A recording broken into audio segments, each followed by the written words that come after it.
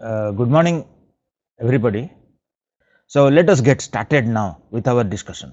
So we have okay. So let's get started. We have roughly about 6 hours to discuss this topic on object-oriented software design. And last time we had interacted about what to include, what not to include, and so on. You had given a long list of topics to be included, and I have tried to incorporate some of those, but let's see, uh, because it was hard to include everything in 6 hours. So without wasting much time, let's get started.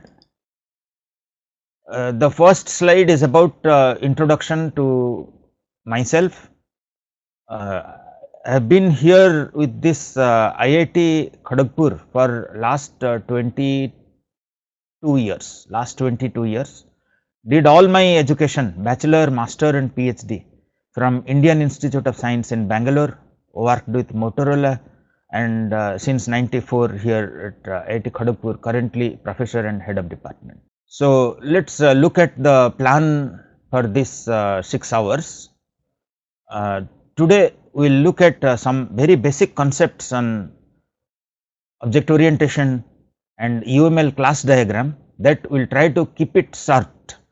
The points that I anticipate you do not know based on my interaction with you, will only highlight those points, otherwise we will quickly cover these things as I know, as I could understand that these things are known to you, you have done Java programming and basic concepts etc. is known. And then we will look at the object oriented software development process, the UML diagrams, and while discussing the basic concepts, we will discuss through the UML class diagram, so that our UML discussion later we do not have to discuss class diagram. And then we will discuss about how does one go about designing, given a problem, how does somebody come up with a design, and if the design is done good enough, then it can straight away be translated into code. And then we look at how does one test object oriented programs, and then the patterns. The patterns is a large topic. I teach a full semester course here on design patterns. So let us see how much time we are left after we are completed all this, and we will see how much of patterns we can discuss. Let us start our discussion, the basic concepts. We will go over here very quickly, unless some of you write on chat box that we need discussion on some points. If you want discussion on anything, you please write on the chat box. I will see here and we will respond to that. The object orientation, as we know, you have done Java programming, its widespread use in industry and academics, and also for designing UML has become a standard. Earlier it was not a standard, it was proposed by body of industry, association of industry, but right now it is a standard. It is a ISO standard since 2004.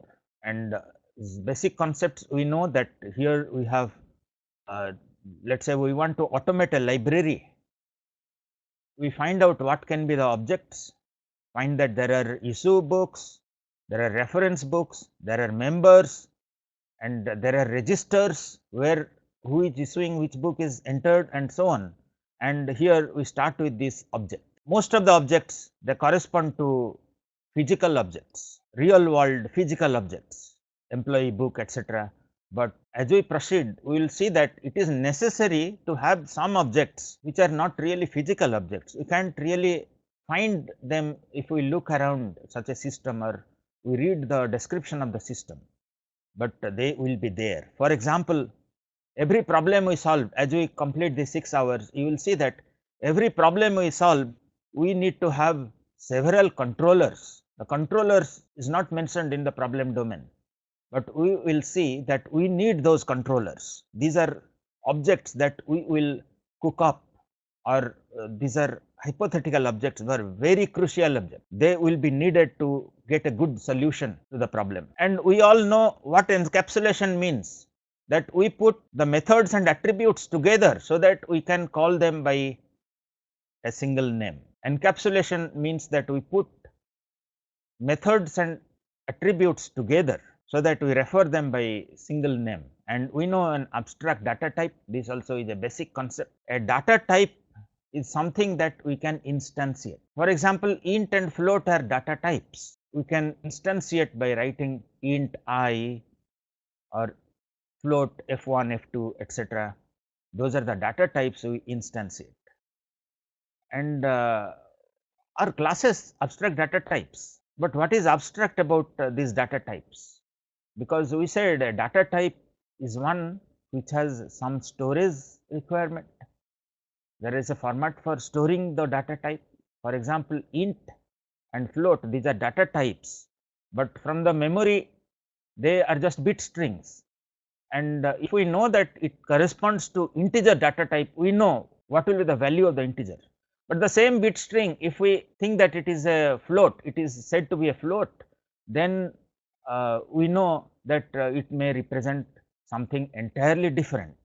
So, each data type has its format for storage, and these are instantiated and some behavior is associated with them. For example, int, addition, division, etc., they have some behavior, some algorithm is followed. Whereas for float, the same division, addition, etc., use an entirely different algorithm, or they have different behavior. So, now we know a little bit about what is a data type. These can be instantiated, these have some format for storage, these have some behavior associated with them. But what exactly is the abstract data type? An abstract data type is one where we know what operations we can perform, but we can't really directly operate on the data that is stored here. We can instantiate classes, yes, just like any other ADTs, but then are ADTs and classes synonyms? No, not really. The classes are ADTs, all right, but they also have additional characteristics associated. For example, we have inheritance, polymorphism, etc., those which are exhibited by classes. So, these are ADTs, but more than ADTs, they have more behavior. And in encapsulation, we put the data and methods together, but then we also use data hiding.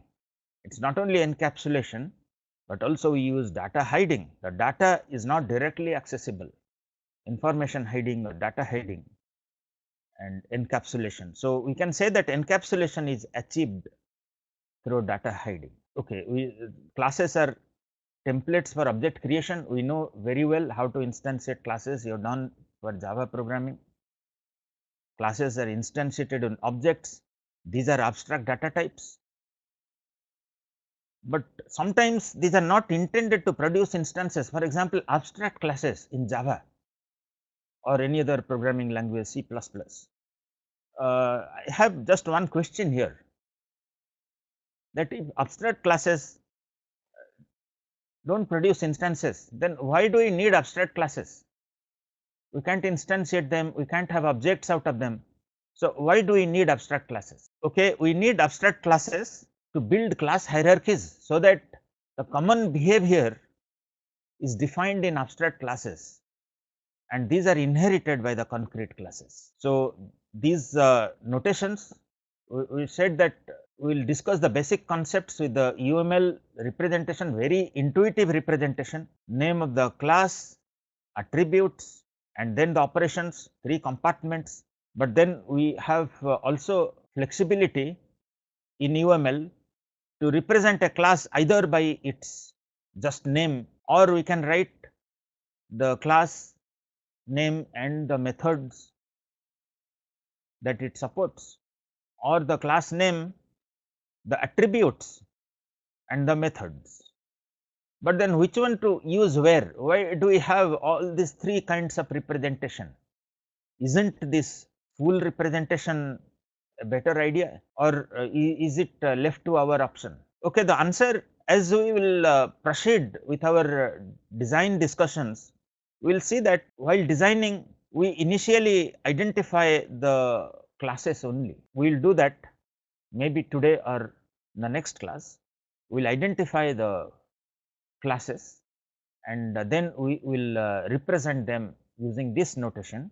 And as we proceed through the design step, in the next step we will associate behavior to these classes. The behavior is basically the methods that it supports. We will do CRC card or sequence diagrams and so on, and then we will have these methods associated with this class, and in the next step we will have the attributes associated with the class, and this is more towards implementation, whereas here it is more towards analysis. During analysis we come up with the basic classes, and as we proceed we elaborate it until finally we come to a stage where it can be easily translated to code. And we will also see how a UML diagram is translated into code. That is one of the objective of these 6 hours. And these are the syntax. I have written with Java syntax because you can easily correlate what is the UML syntax. In Java, write the class name and variable. We just write here birthday date. Public is plus here, and private is minus in Java. The syntax, I will not spend time here. And this is the visibility. In Java, we have public, protected and private. But if we do not have any visibility associated with a class or a method, what is the default visibility? Just asking you this question, that we have this class or method on which we have no visibility associated, do not have neither public nor protected nor private. So, what will be the default characteristic? The default characteristic is as given is package wide, and the corresponding UML syntax is the tilde, and then we have the protected, public and private seen that. Now, these things also will go very fast. Methods and messages, are they identical things? Not really. When the object orient was started, there was no concept of methods. During small talk and so on, we had only message passing. But in the latter simplification of the object orientation, we had the messages which are supposed to be loose coupling. These were simplified into method calls, which are something similar to a procedure call in a functional language. So, method examples, you know this already, the corresponding UML syntax, we will use it as we proceed. We will not spend time here, but as I understood with discussion to you that you all know this. So, as we were saying that historically methods and messages were not the same. Initially object orientation was supposed to be loosely coupled objects, no method calls, but then that was not accepted by programming community. The object oriented languages were not becoming very popular until C++, where it substituted message passing with method call, but nowadays these are used synonymously. But what about method and operation? Are they synonyms? If you think about it, they are not. Actually, the operation can be implemented by multiple methods. For example, create method, we might have several create methods. Create is the operation, and we can have several methods implementing the create operation, and that is the polymorphism. But if we are not having polymorphism, then we can say that method and operation are synonyms, but in presence of polymorphism, an operation can be implemented by multiple. Now, let us look at some concepts UML through the class diagrams. So, we will look at not only the basic concepts, but we will look at the class syntax also. Now, I ask students that given a design or any implementation in Java that you have done, that what are the different types of relationships that may exist among classes. So, let me repeat the question, that you have done Java programming and just asking you this question, that what are the different types of relationships that may exist among classes. So, the answer to that is written here. We can have 4 types of relations among classes. A class may be inherited from another class, a class may be associated with another class, a class may be an aggregate class which is aggregating several other classes, or a class may be dependent on another class. Now, the next question I will ask, let give example of it. For inheritance, just think of an example of a program that you have written where you have used inheritance. A hypothetical example like a car is a type of vehicle and so on, that is all right. But then can you give a more real programming example where you have used inheritance? And I will also ask, give an example of association between two classes. Any example of association between two classes that you have programmed, an example of aggregation that you have programmed, and an example of composition that you have programmed, and another example of dependency. So, please think of it, that what are some examples you can give about inheritance, association, aggregation, composition and dependency. One example may be that we have library member class as a general class, and we have special classes which are derived from this base class library member, faculty, students and staff. And further, we have different types of students, undergraduate, postgraduate and research. So, this is a class hierarchy developed through inheritance, and the parent class is a more general class than the children class, and because undergraduate, postgraduate and research are special types of students, their specialization. So, inheritance is also a generalization specialization relationship. I hope that all of you with your background know that, not spend time here. One example of inheritance used many times in books and so on is animal. A dog is an animal, and the inheritance relation, we many times say that it is a relation. A dog is an animal, a student is a library member and so on. So, the is a relation represents inheritance, but on the lighter side, its dog is protesting, he thinks that he is not a animal, human. So, we will not spend time here, class hierarchy, base class, derived class and so on. All of you know, you have programmed in Java, given a class hierarchy, how do you write code for this? What is the Java keyword to express inheritance? All those you know, and multiple inheritance, base class, derived class inheriting from multiple base classes. We will not spend time here, basic concepts you know. The first thing that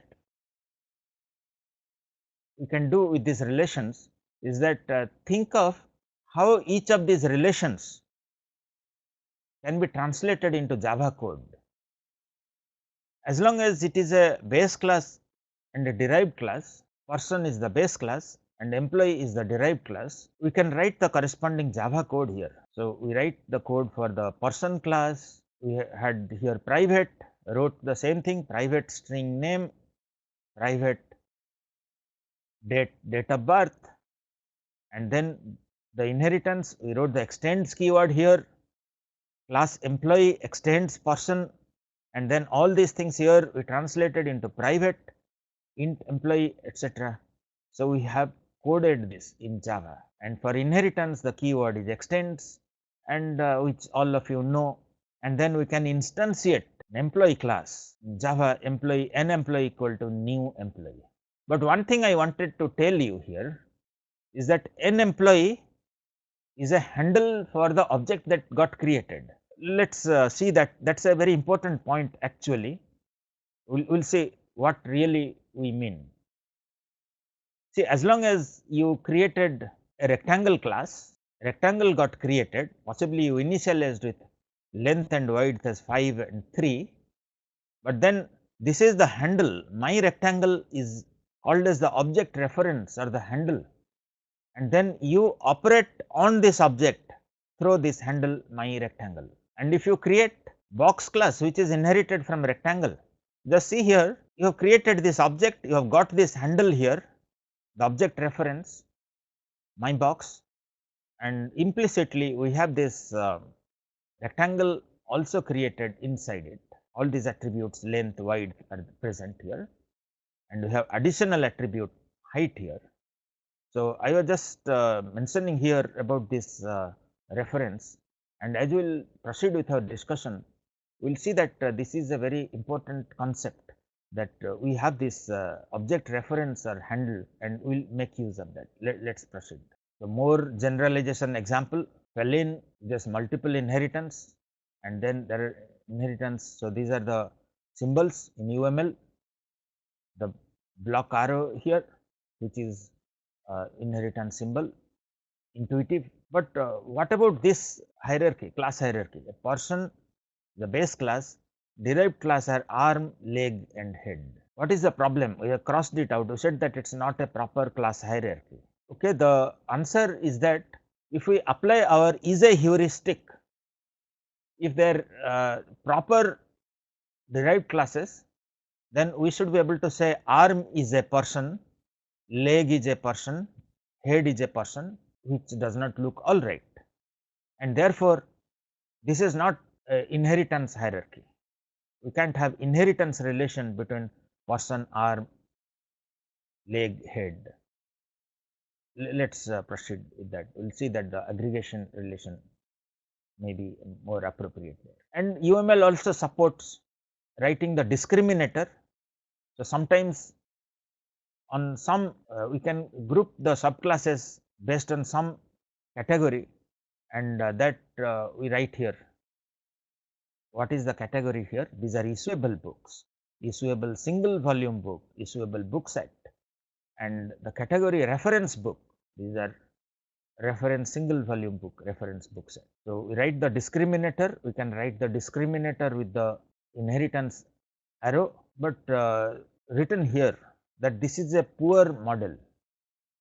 Even though we have UML syntax is proper, but this is not a proper design, it is not a good design. As we proceed towards patterns and so on, we will find that if we use too many discriminators with a class, then we will get into problem, and there are patterns, specific patterns, which namely the bridge pattern, which tries to avoid this kind of problem. So, as I was saying that inheritance, if you use too much, then you may not get a very good design.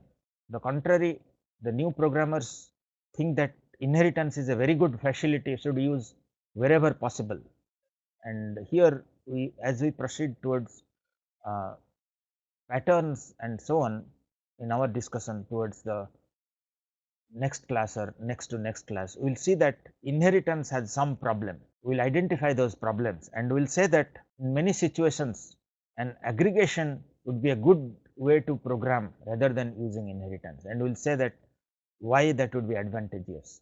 So, that discussion will just postpone it a little bit. But the next relationship between classes is association, that we are going to discuss, and association, I am asking you some examples. Let us see some examples here, and one question we will answer here is that given an association relationship between classes, how do we code it in Java? If I say that an employee works in a company, we can have the code for the employee class and the company class, but then how do we express in program that one is associated with another class? So, that is what precisely we will answer in next few minutes. Before we do that, we must be clear about one point, that whenever two classes are associated, they know each other's ID, that is the object reference or the handle. Once we had created the object, we had got a handle or the object reference. So, if two classes are associated, they know each other's object reference or ID, because they can use that and call the method of the corresponding class. So, when two classes are associated, they should somehow store the reference to the other object, so that it can be able to invoke some methods of that object. And as we all know, then association is typically binary, but there can be unary, ternary and so on. Some examples here: a remote commands a VCR, VCR is connected to TV. So, remote is associated with the VCR and VCR is associated with the TV. So, you command VCR, that is the relation here. The remote commands the VCR, the association arrow, and this is a bidirectional association, the single directional association. So, that is the syntax, and we write the relation association relation name here, and this is the reading direction, that is the UML syntax. This field arrow head here is only the reading direction. We say that remote commands VCR, and whenever there is an association, we have links established between the corresponding objects. So, for the people class, we can have several objects created, the real peoples Rakesh Shukla, Ramesh, Kesab Pari and so on. And tax file is a class, and we have several objects corresponding to tax files. So, these tax file identified by some number here and so on. There are these objects, people objects are associated with tax files. Each person is associated with a tax file, but some person may not have a corresponding tax file, and we express that people associated with tax files. So, this is the multiplicity here, and this is the reading direction. So, that is the syntax. More example of that, we will just leave you for leave this for reading. We will not spend time here, and possibly you know these concepts. We will proceed further. In UML, we can also write the role here for each class. For example, a person is the employee and the company is the employer. So, we write the role of the class here. UML permits to write the role, the association name and the reading direction. More examples, how do we read this? Okay. So, just see here we have multiplicity up to 5. Okay, I should have written 0, sorry, it is 0 to 5, not star. Star means any number, 0 to 5, just a typo mistake here. So, how do we read this? We read a book is borrowed by a library member. A book borrowed by a library member. If we read it from this direction, a library member can borrow up to 5 books. Now, please listen to that, because I will ask some questions. How do we read this diagram? So, for this kind of relation expression, we will read a book borrowed by a library member. A library member borrows up to 5 books. How do we read this? A lion eats many humans. A human, on this direction we can also read, a human is eaten up by many lions. So, that is the way we read in presence of multiplicity. Let us have some more examples. I will ask you some questions there. We can express navigability also here.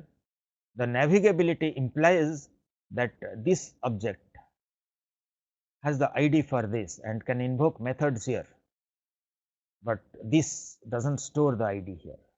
That is the direction implication. So, how do we read this? Please try to read this. So, we read it saying a key opens up to 5 doors.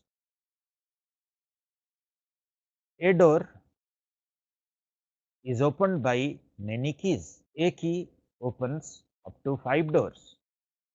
A door opened by many keys. Now, given this description, can we draw the corresponding diagram? A teacher teaches 1, 2, 3 courses.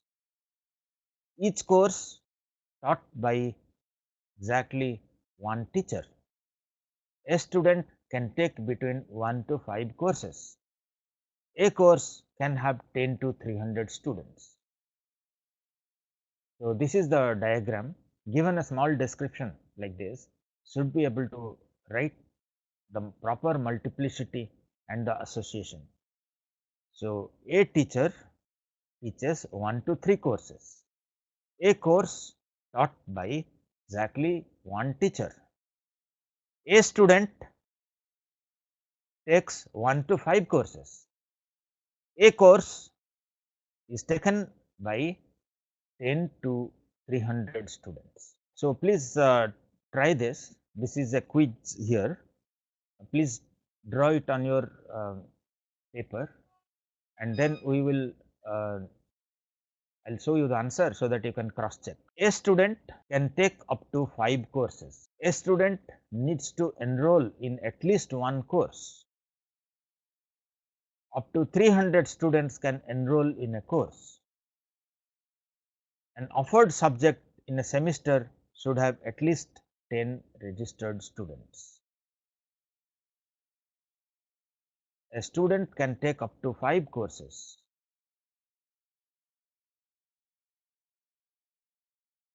A student needs to enroll in at least one course. Up to 300 students can enroll in a course.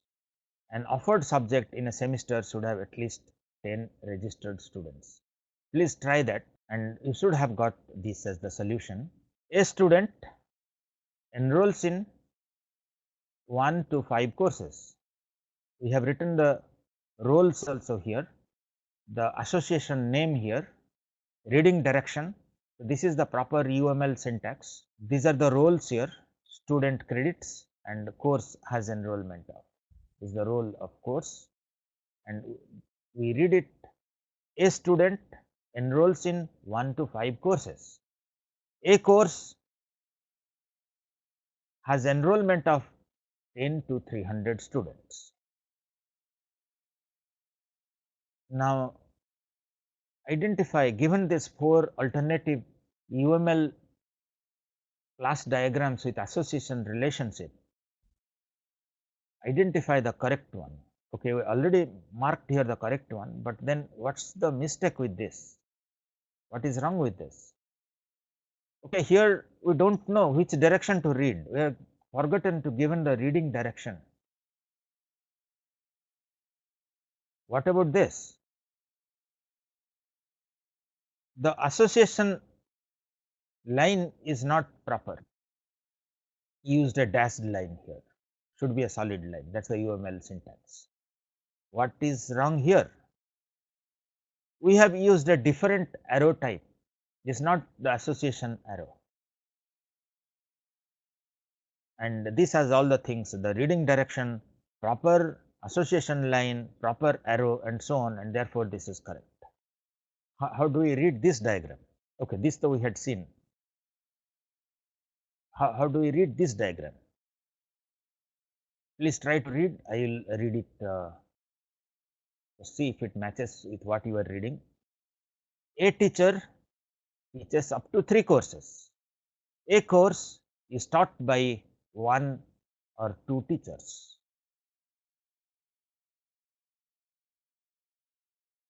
One thing we must remember, that whenever there is association, the relation between 2 classes, the corresponding objects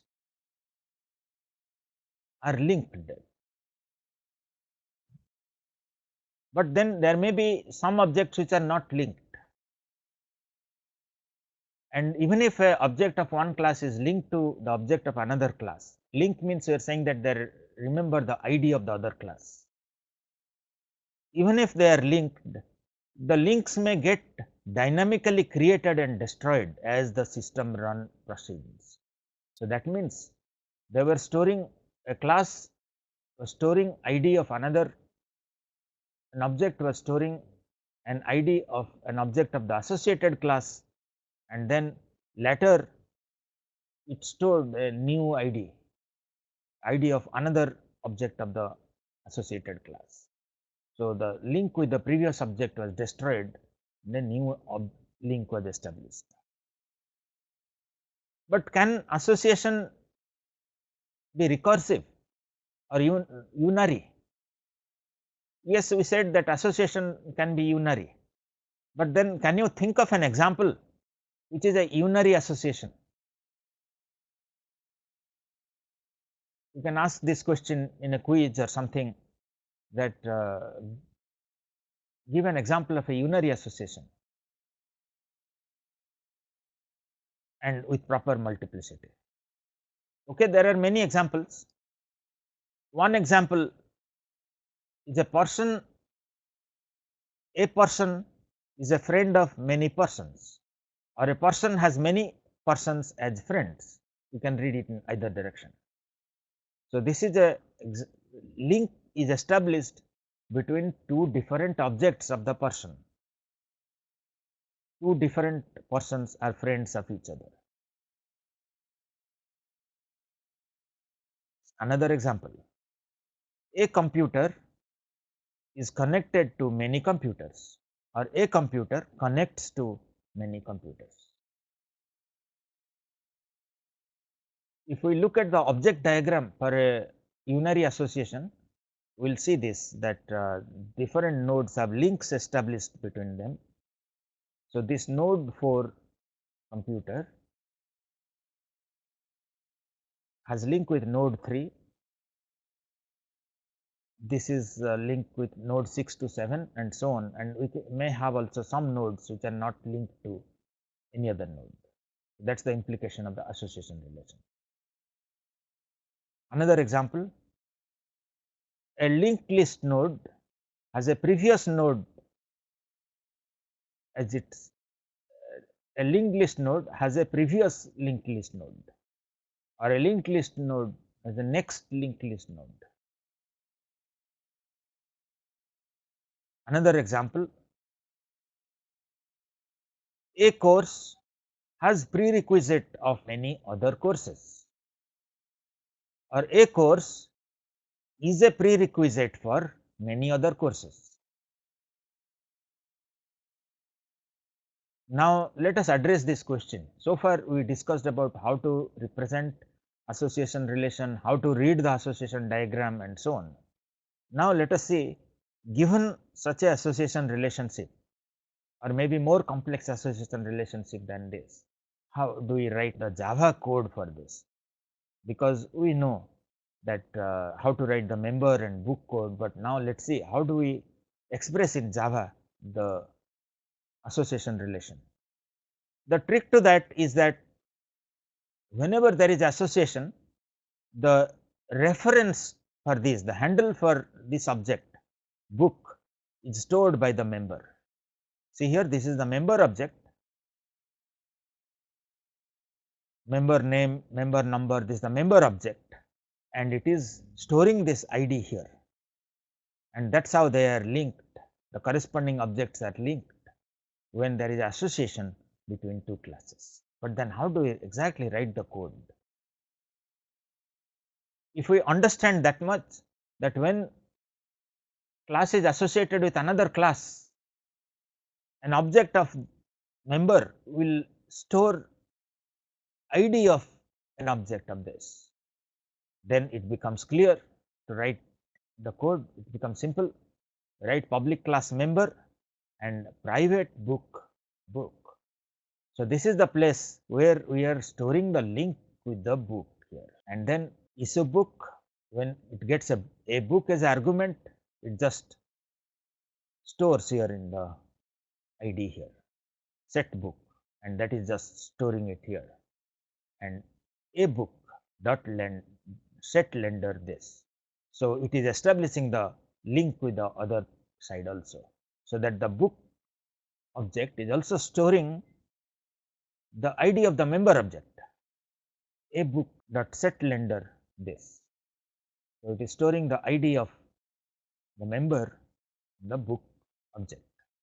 Now, this is the code for the member, but what will be the code for the book? I guess it is not hard. We again write public class book, and then it has to remember the member with which it is associated.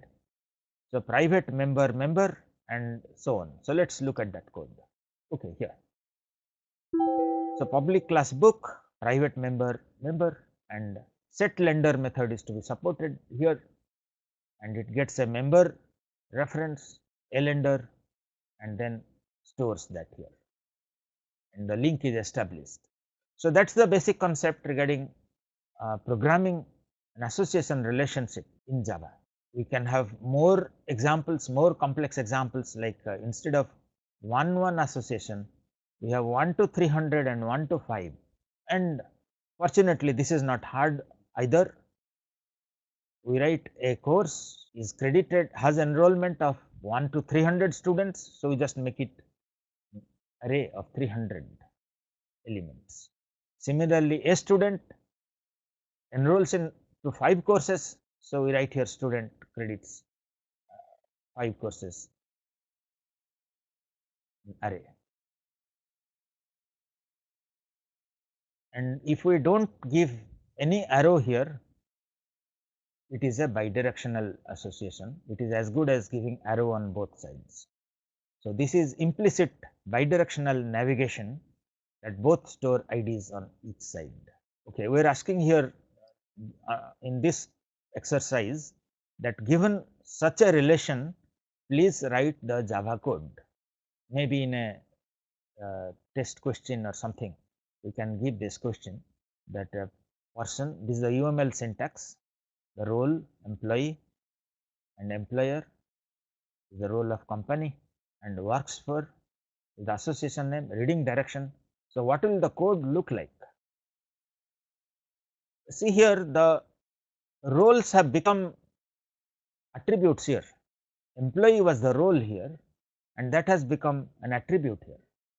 Employer was the role of the company, and that has become an attribute here. So, the person is keeping track of who is the employer, and company is keeping track of who is the employee, and then set company,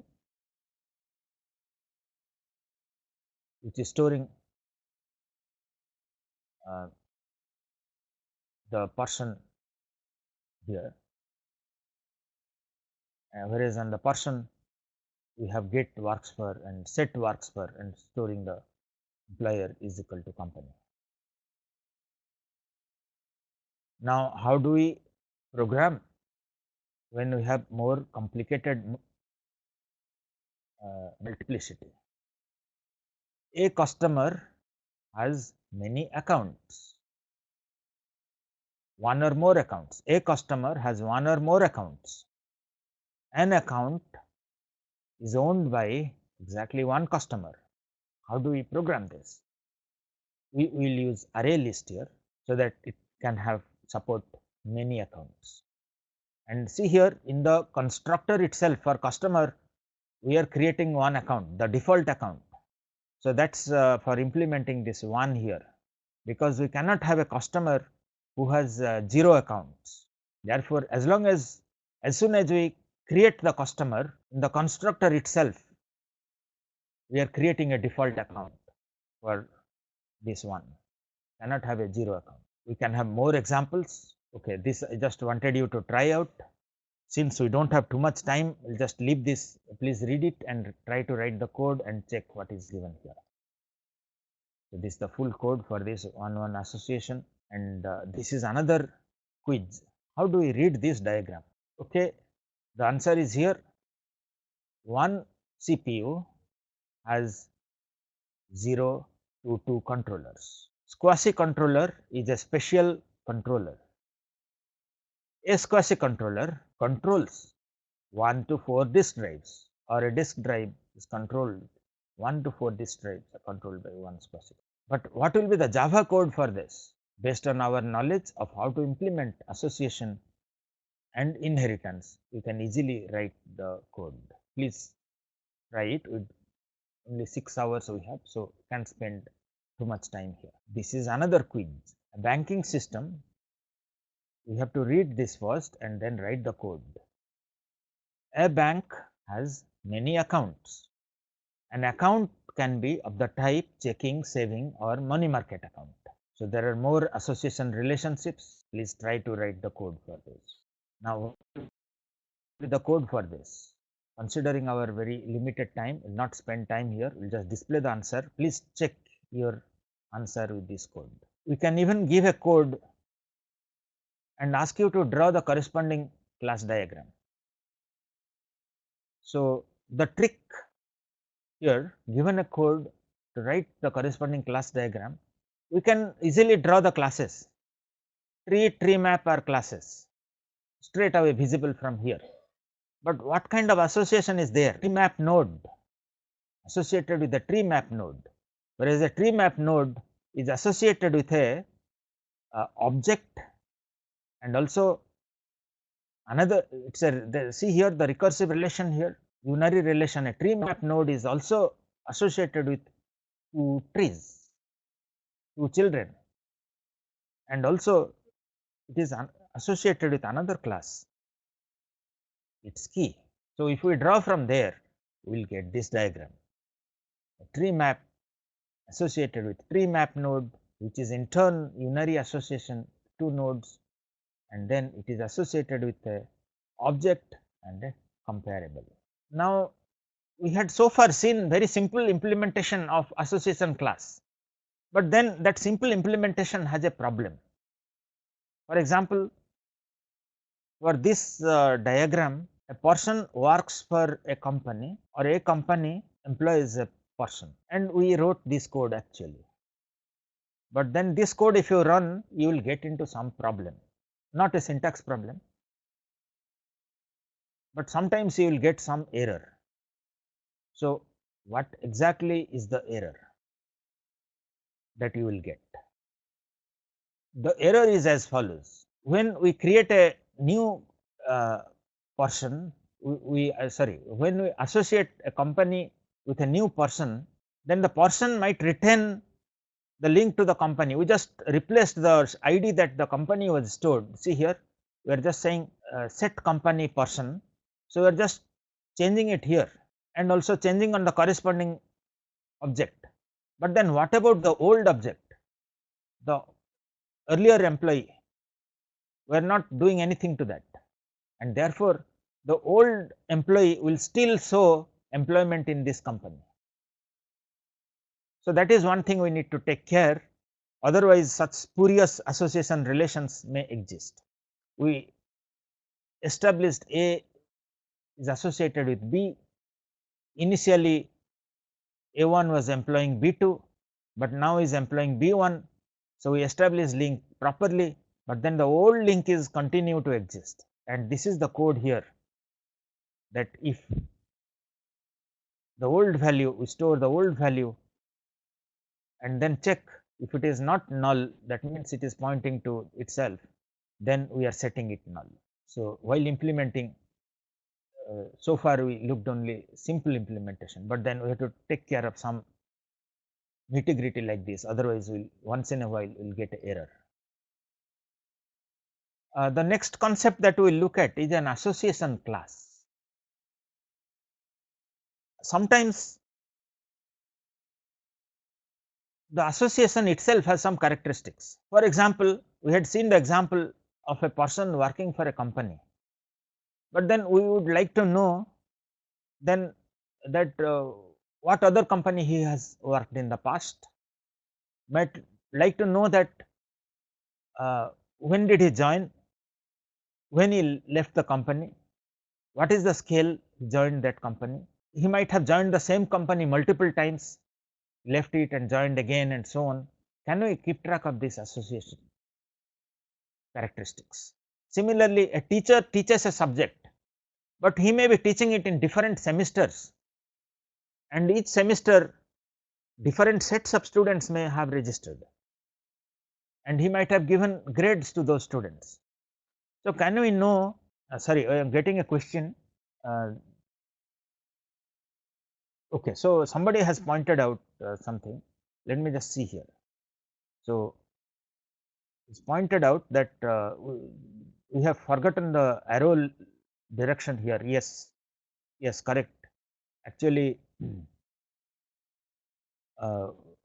we had shown it as a bidirectional, that is accidental. Thanks for pointing out. We should have also shown a arrow direction here. I think that was pointed out by Sachin Joshi. Thank you. So, how do we keep track of this characteristics of the association? Teacher might be teaching the same subject, different semesters, and each semester there may be different students registering there. They might have got different grades, and the year in which he taught may be different. So, how do we keep track of that? So, for that we have the association class. It is a class, the association itself is a class,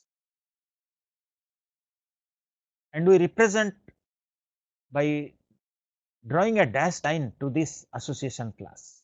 So, let us see some examples. A server connects to multiple clients. Of course, I have forgotten to write the reading direction and so on. Server connects to multiple clients, and each connection has a characteristic. Each connection, it connects to multiple clients, but then each connection has some characteristics, that is at which baud rate the client was connected, what is the protocol is using, was it wireless, is it wired, what is the total cost for the connection, and we have this disconnect, report uses, route link methods also. So, these are association class is a normal class which captures characteristics of the association, and we represent it through a dashed line to the association line. An association class has attributes as well as methods. This is another example. A person can have multiple skills, and a skill might be possessed by multiple persons, but for each association, for each link between the corresponding objects, we have a competency object. So, this competency is when was the skill acquired, what was the level that was awarded to him, and so on. If we look at the object diagram for that, we will see that let us see this example. A module is registered by many students, but for the student we have the mark that he was awarded in different tests and so on. For each student we are keeping track of what marks in the class test, mid-sem and so on he was awarded, what is the year in which he took and so on. So, a module is registered by many students, different years and so on, and we keep track of that by this association object here, association class is linked by this dotted arrow. And if we look at the object diagram, it will be for different student, let us say A, B and C etc. We will have corresponding registration object created for that, and he is storing the marks for that student on different tests and so on. But then how do we implement it? The way we implement it is by representing it by two separate associations. The module is associated to the registration and the registration to the student. So, finally, the association class, while we implement by two binary association. So, we are just showing the implementation of that here. So, just see here that the module is associated to many registration objects, used a vector here, and for each student that enrolls we create a element, add a element to the vector, whereas the registration keeps track of the student. So, each registration object is associated with exactly one student. So, this part is implemented here, and this part module multiple registrations is implemented here. Please have a look at the code more leisurely due to time constraint, proceeding bit fast. So, we might have more examples. Please try to write the code for that. A real estate developer has many clients, and each client purchases from a real estate developer, and the purchase contract is different for different clients. The amount is purchased, the contract number, the date on which the contract was signed and so on. Please write code for this. Okay, so the code is given here. Please check your code with this code. You can also have ternary association, where the association is between 3 or more classes. What are examples? A man is married to a woman. See, this diamond is used here to imply that these three are associated here. A man is married to a woman and was married by 1 to 3 priests. We can even add more classes to the association relation witnessed by many friends.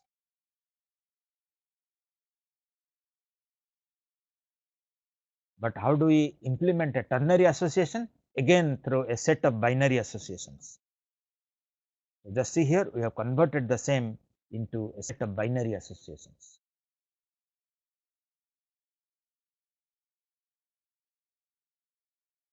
We can also use association class. See, earlier we were saying that there's a ternary association and so on, but here also we can have a association class remembering the characteristics of a specific association. For example, a team consists of 11 players and they play in many seasons, and for each season, for each such association, a team and 11 players and the season they played, we can have the characteristic is the season, how many goals they scored for and how many against. Okay. So, let us proceed from where we were there before the break. We were saying that ternary relation can also have a association class which is keeping track of the characteristics of the association.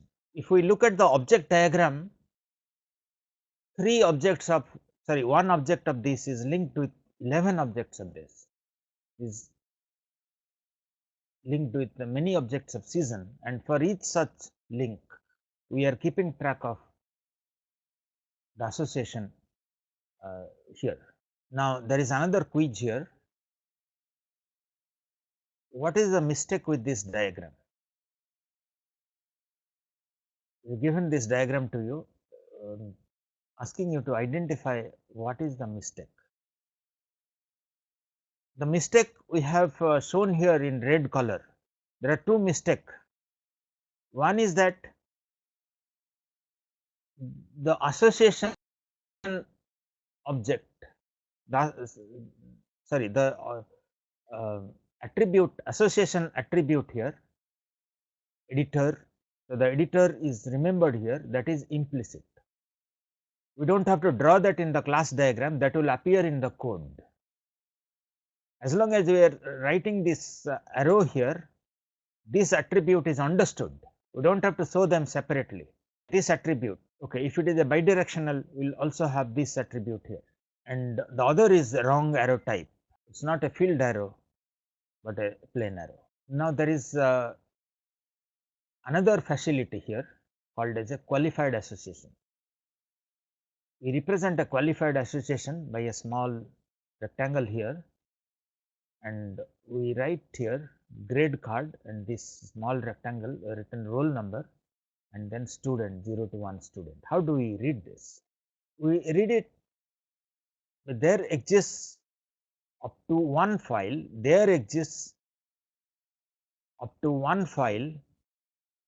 for each file name in the directory. There exists up to one file for each file name in the directory. Similarly, there exists up to one student for each roll number in the grade sheet, grade card. So, what does this qualified association mean?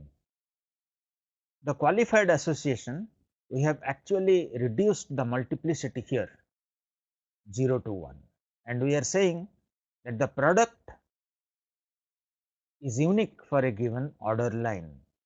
Order line keeps track of unique products. So, we are implying here an order refers to multiple products. If we write this qualified association, we are implying that each order line in the order refers to exactly up to one product, refers to 0 or 1 product. So, one thing is that it reduces the multiplicity from many 0 to 1, and also it additionally says that there is a unique product for the order line. So, this simple relation does not capture all the thing that this qualified association implies. The unique part it does not. Now, how do we convert this into a qualified association? So, if there is a unique nickname for a player in a league, we write here that a league, there is up to one player in the league with a nickname, with a given nickname. How do we write the code for this? We have to somehow ensure that given a nickname, we should be able to identify the player, and each player must have a unique nickname. How do we do that? We will use the map class in the in Java, that map players, and we will check here during add player, we will check that whether it contains a key as the name. If it contains, then we will not add, otherwise it will be a duplicate player. So, for if it does not contain, then we will add that to the map. So, a map is a way to implement a qualified association. We can have this association relation, and we can get the qualified association here given the constraint that for a given employee ID there is exactly up to one employee. So, we just converted this into the employee ID. Based on that, we say that there is up to one employee. So, the multiplicity here has vanished, made it 0 to 1, and that is the implementation of this. There is up to one account for a given account number in the bank. Please try to write the code for this, and for efficient implementation, sometimes we might use different implementation, a hash table. So, this is the implementation for this one, that for each account for bank we have different account objects. So, we have this code example that the accounts in hash table, and we are just putting the account, we are adding account and removing account, lookup account, and so on. This should be more efficient. So, there is a question you can see that it says why list of nodes can be used only in self association and not in reflexive association. Actually, the question is not clear. Self association is a synonym for reflexive association. Unary association, I think I get the question, is just a bit confused. This is by Sindhu Bala. So, the question is that why we used a self association and not a reflexive association.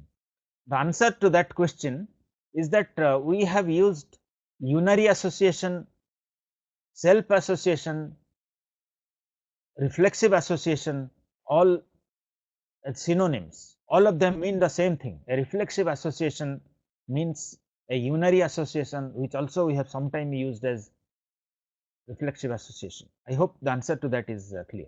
So far, we looked at the relation between classes can be a generalization, association.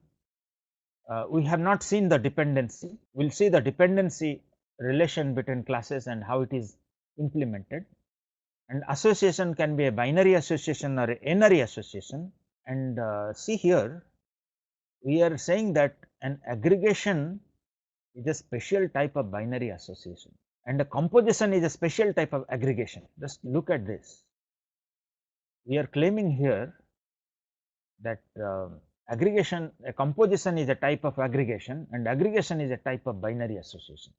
Now, we will discuss more about this, that why do we claim that a composition is a type of aggregation, the aggregation is type of binary association. Before that, we just want to give one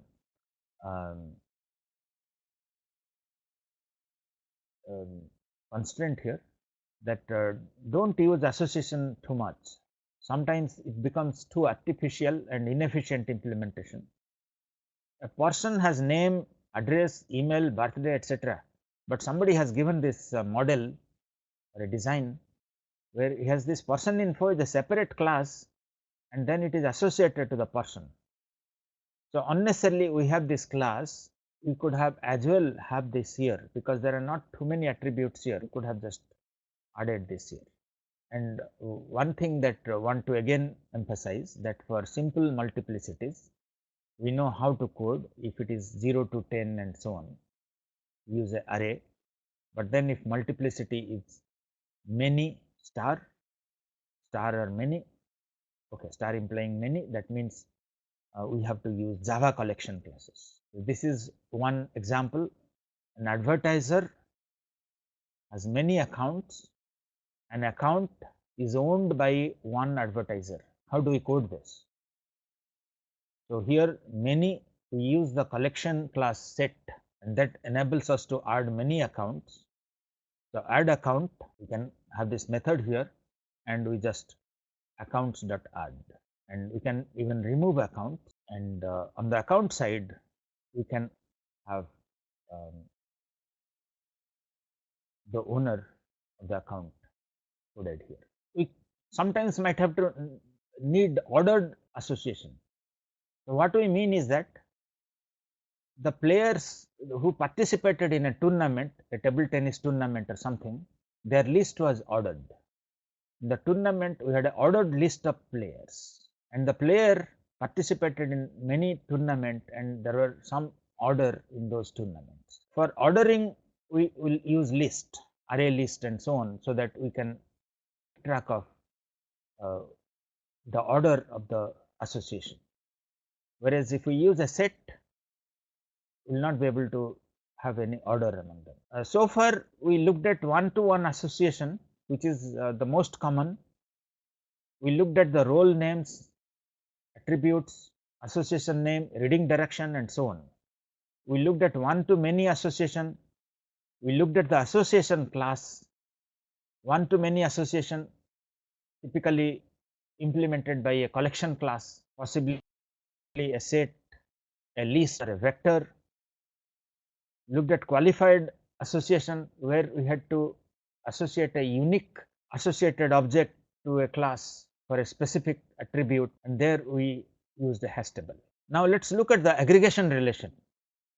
Look at some aggregation relation and how will it translate to Java code, and what is the relationship of the aggregation with association. We said that aggregation is a special type of association. Aggregation, as we had seen, it is a whole part relationship, and we use a diamond symbol, but then it actually implies an association between the aggregate class and the component class. But then it is also implies something more. It implies that it is the owner of the components. Let's see what we mean that. So these are examples of aggregation. A document consists of many paragraphs, and a paragraph has many lines. A company employs many persons, and a person is a member of a club, and a club has many persons as member. Now let's see how is it different from association, and how do we implement an aggregation in Java. One thing is that if there is an aggregation relationship between a document and paragraph, then there is an association, and we know that in the association, as long as there is an association, the document stores the IDs of the paragraph, the references or the handle, whatever we said about the paragraph, it stores those. But something more, because association was just storing the ID, and here it might be creating those also. So normally in aggregation, we have the document create the paragraphs as well, not only keep the IDs but also create them. So that's the difference between aggregation and association. Not only keeps track of the IDs but also creates the components. Let's see that. Okay, one thing is that we cannot have this kind of relation that a paragraph consists of multiple lines and line contains multiple paragraphs, no circular inclusion. And we can even compare inheritance with aggregation. In inheritance, we have different types of derived objects. who behave similarly, whereas in aggregation it is a containment relation. There can be different types of objects which participate here. So, it allows us to construct complex objects, and as I said that as we proceed to next and subsequent class, we will see that many times we will prefer aggregation relationship to inheritance relationship because of certain advantages that we will point out. So, if we compare aggregation with inheritance, we will see that this is red, the aggregation relation is a part of, whereas it is a relation. And here if we invoke a method on aggregation, we affect only that part of the object, that part of the aggregate, whereas inheritance, the change may be visible to the other objects that are contained in that. It is aggregate plus part, and here it is the superclass contained in the subclass. We have composition and aggregation as two separate relations, similar but in some way different. A composition is actually a special type of aggregation or a stronger form of aggregation. Here it is denoted by a filled diamond. In aggregation, we had only simple diamond here, empty diamond. Here it is filled diamond, and we are saying here that a circle contains one point as its center, whereas a polygon contains three to many points.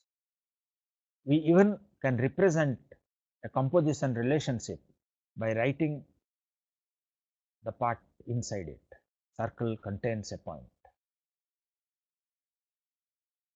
But how are aggregation and composition different? They are similar because they aggregate certain components, but here the composite not only manages the creation and destruction of parts, just like aggregation, it creates the object, but also the lifetime of the part is dependent on the whole. This is the main difference, that lifetime of the part is dependent on the whole. What we mean is that to destroy the circle, we are also destroying the point,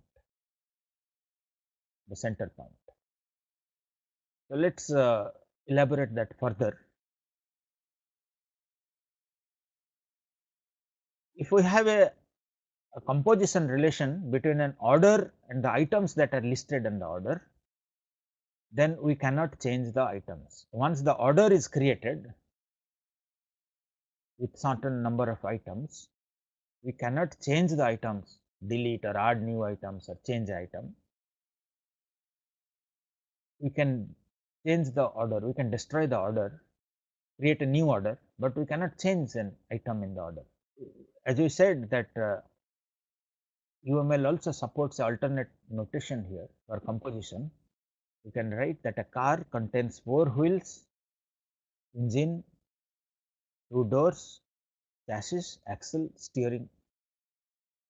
You can even use a filled diamond to represent this. A window contains many frames, and here the window object is responsible for creating the frames, and when the window is destroyed, the frame is also destroyed. Just to bring out the difference between aggregation and composition, I will just take a small example here. Let us say you have gone to a restaurant and you ordered certain items. Now, let us say little later you realize that you needed something else, some other item, wanted to change some item or place a new item. You said that I have forgotten to give salad as order, please include salad. And if that is acceptable, that you can modify some orders that you had already, some items in the order that you had already placed, or add some new items or delete some items, then it is an aggregation. It would be a composition if the waiter says that, see, you have placed the order and have already created the for that, and now the order cannot be changed. You either take that order with the given items that you had specified,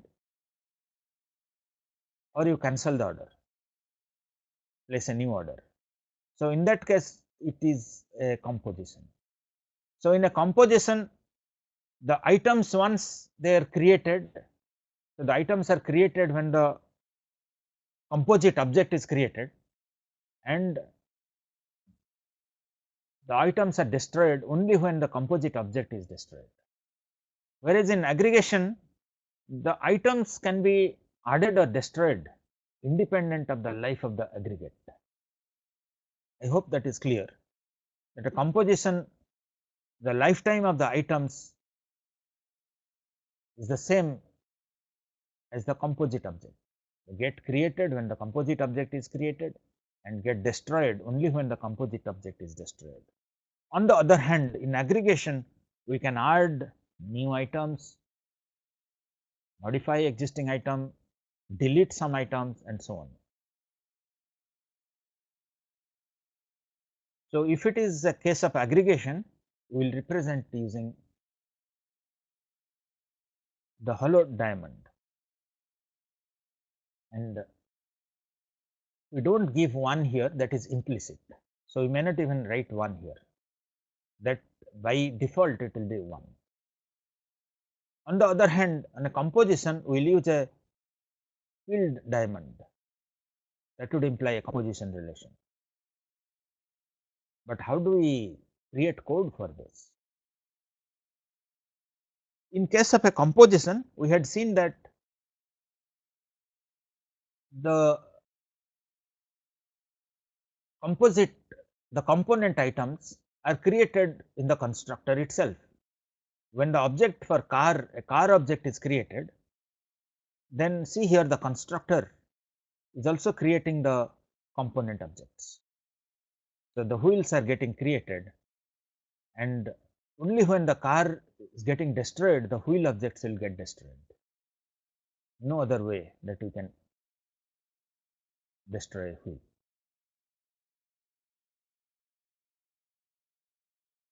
For composite classes, we might use a inner class. If a person is the sole user of the house and the house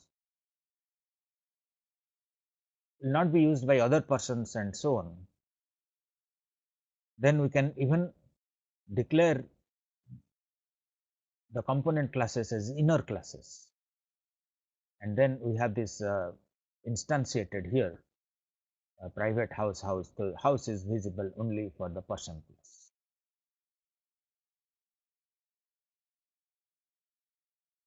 But how do we implement aggregation?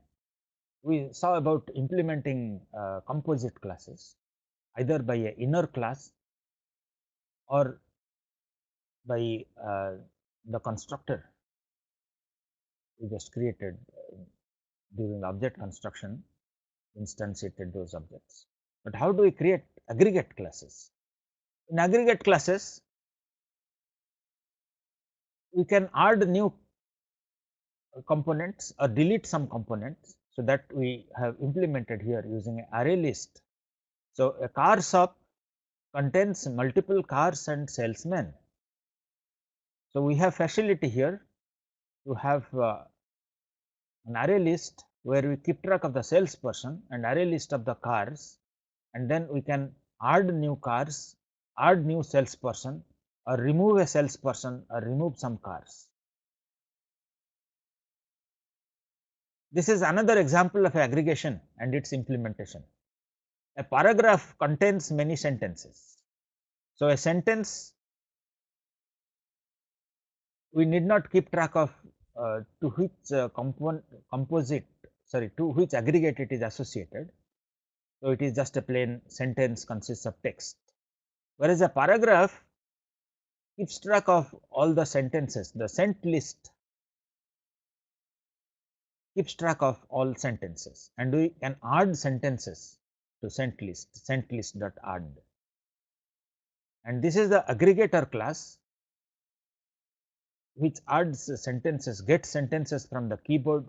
We have this buffered reader, BR, and we are having this input stream reader system.in, and we are reading a sentence, and then we are creating this paragraph in the aggregator, and we are just keeping on reading one line after other using this buffered reader, and we are keeping on adding this add line to the paragraph. So that's the implementation of the paragraph, is the aggregate of many sentences. But now let's address this question that given a description, how do we identify whether it will be aggregate or a composite? If we find that the lifetime of the parts is same as lifetime of the composite, like they are created at the same time and deleted at the same time, we have a composite relation. But if we know that they can be added and deleted independently, we better use a aggregate relation.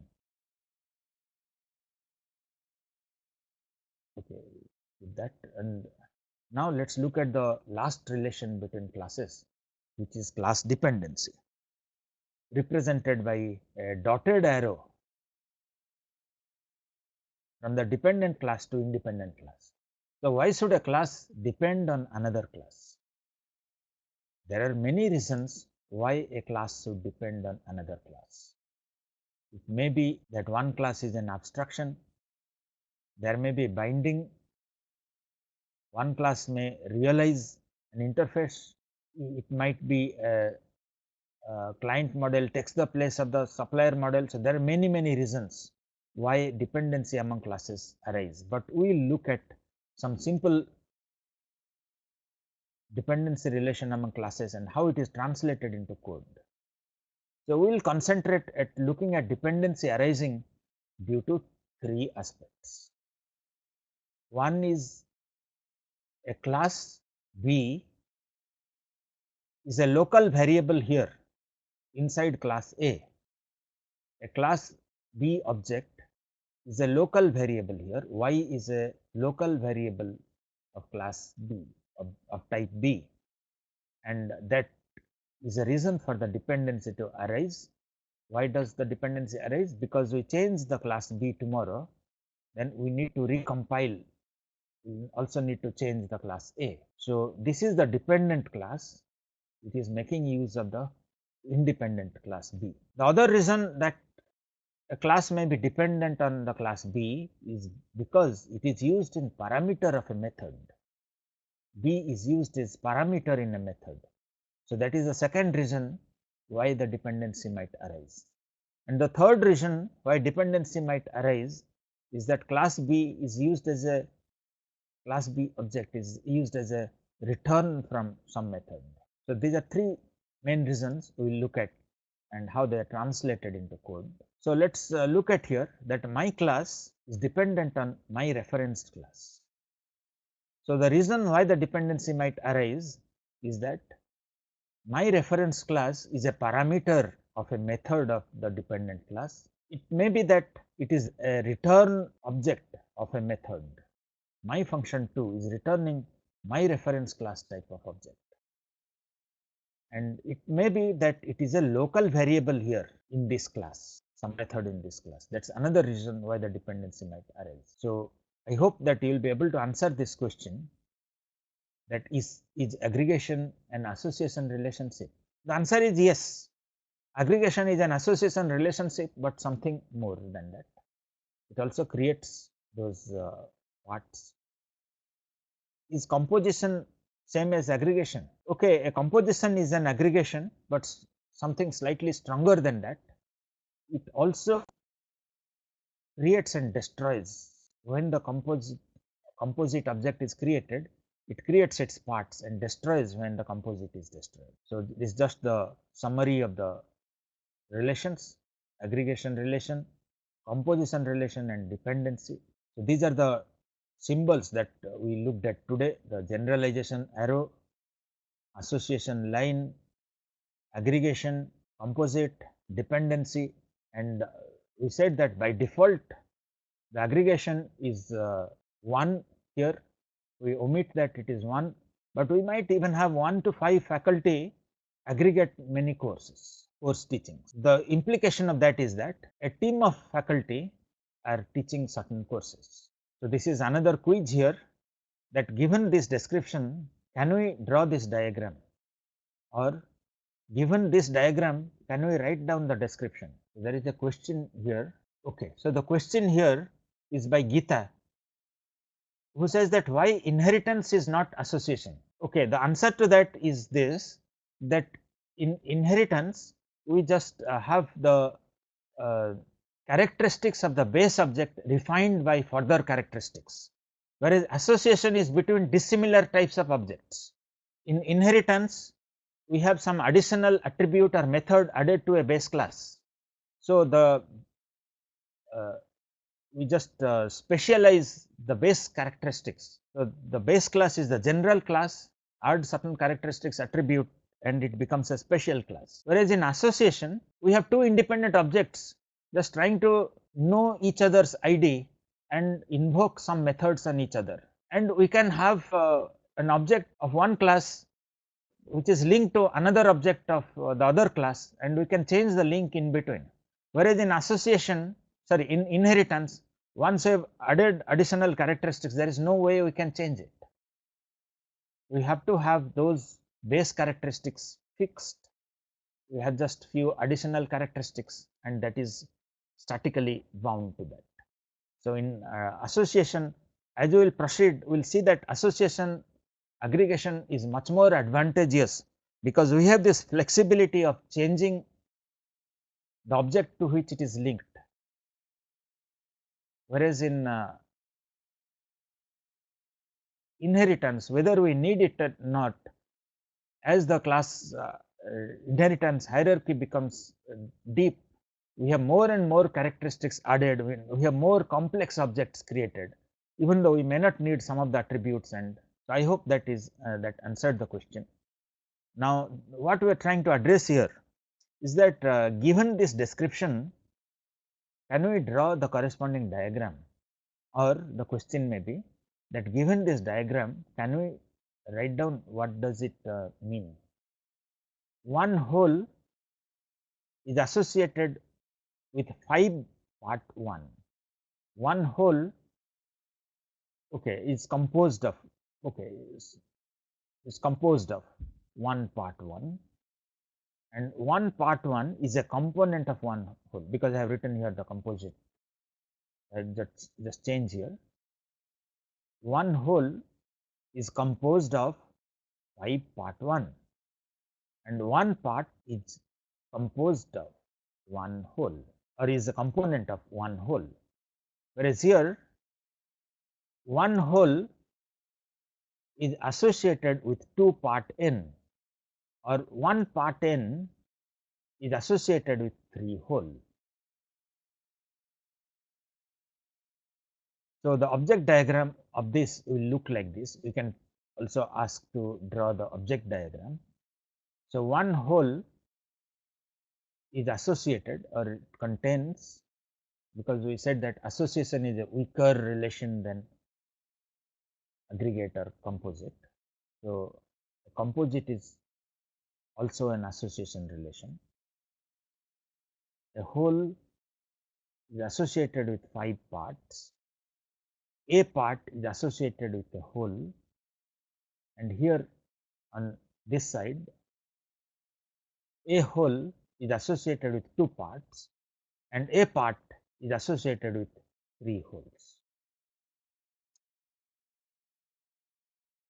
Many times will be required as we proceed about how to find out what is the relation between class. We read the text description of a problem, and we are required to identify what sort of relation exists between those classes. This is the hint. I am going to ask some questions based on these hints. If it is a composite, then the text might read like B is a permanent part of A contains B, A is a permanent collection of B's. And if it is an inheritance relation, we might have the sentence in our description, A is a kind of B, A is a specialization of B, A behaves like B. If it is association, it's a collaboration, like A delegates some responsibility, A needs something from B, A and B are peers, and those are the sentences will be used. And this is the class diagram inference based on text analysis, based on the Dennis work. He says that if you read through a sentence or a paragraph, all common nouns and improper nouns, they are classes. For example, a book is a common noun and it implies a class. A proper noun implies an object. For example, CSE department, electrical department, object-oriented software design, computer architecture. These are proper nouns and these imply objects. An adjective implies an attribute, price of book. So, price becomes an attribute of book. Doing something, action verb implies operation. For example, student issues a book. So, a verb issue implies an operation that belongs to one of these classes, the book. The student object issues invokes the issue method of the book. Having something implies aggregate relation. A predicate or descriptive verb basically is operation. Adverb implies an attribute, fast loading of an image and so on. Attribute of an operation. So now let me ask this quiz. So given this kind of simple description, now we are looking at simple description. Later tomorrow we'll see that given a more complex problem, how do we identify the classes, their relations and so on. So what is the relation between a faculty and a student? It is an association. What is the relation between an hospital and a doctor? An hospital consists of many doctors, so it is an aggregation. A door and a car has 4 doors, so it is a composition. A member and an organization has many members, it's an aggregation. Pupil and student, so this is an association. Department and faculty, department has many faculties, aggregation. Employee and faculty is a employee, and therefore it is a inheritance. Computer peripheral and printer, a printer is a special type of computer peripheral and therefore it's a inheritance relation. Account and savings account is a special type of account, so account is the base class, savings account is the derivative. Is another quiz here, it's slightly more elaborate. A square is a polygon, so the hint here is a implies a inheritance. Square is a special type of polygon. What about Sam is a student? Sometimes we might also get this, but see here, this is a proper noun and is an object instantiated from student. Every student has a name, so this is an attribute of student. 100 paisa is 1 rupee, so this is a composite. Students live in hostels, so this is a association. Every student is a member of a library, so this is the association. A student can renew his books, his borrowed books, so this is the association. Department has many students, aggregation. We have more quiz, please try this, identify the relation between the classes. We have some exercise for you to try out and give the answer, and this is one solution to this. We have 4 options. This is a example given here and we are asking you to identify which one. This is also an exercise, please try it. For difficulty we will discuss it next class. We will quickly look at few more aspects of UML class diagram, just few minutes and we will close. An interface, Java interface is shown as a stereotype here in the normal class. For interfaces we can even have realization. A class realizes an interface, so that we use this type of arrow. that's the UML symbol, and instead of the dotted arrow like this, we might even use this interface as a circle and also have this line. That's alternate representation for this supported in UML.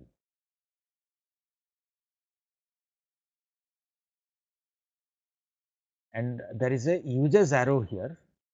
So what it means is that the restaurant class invokes the methods in this interface which is implemented by some other class. So we'll see some example for that. So you can have inheritance relation between interfaces, and then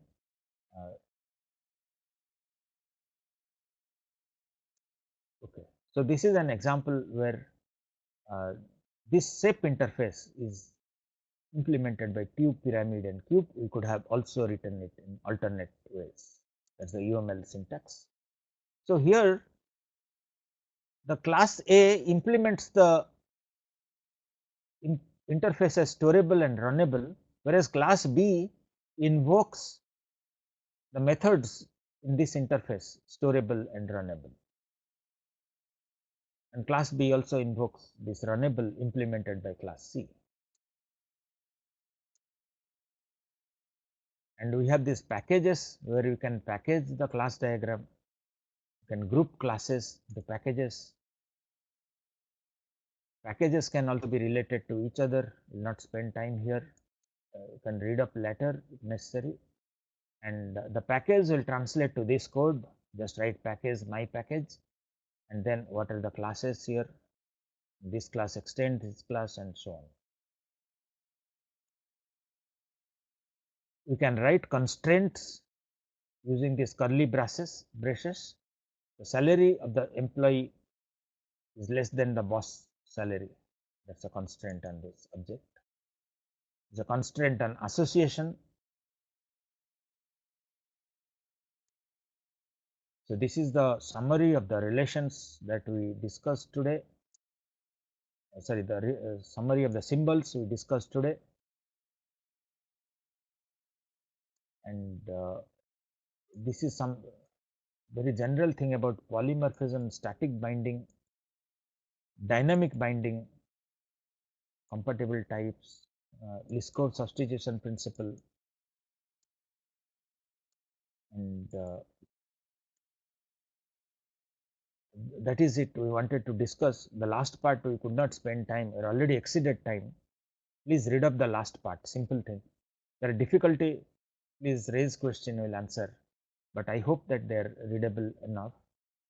So we all know the advantages of object orientation: increased productivity, loosely coupled, encapsulation, and so on. But are there any disadvantages of object oriented programming? Okay, it results in higher productivity, etc. But are there any disadvantages of object oriented programming?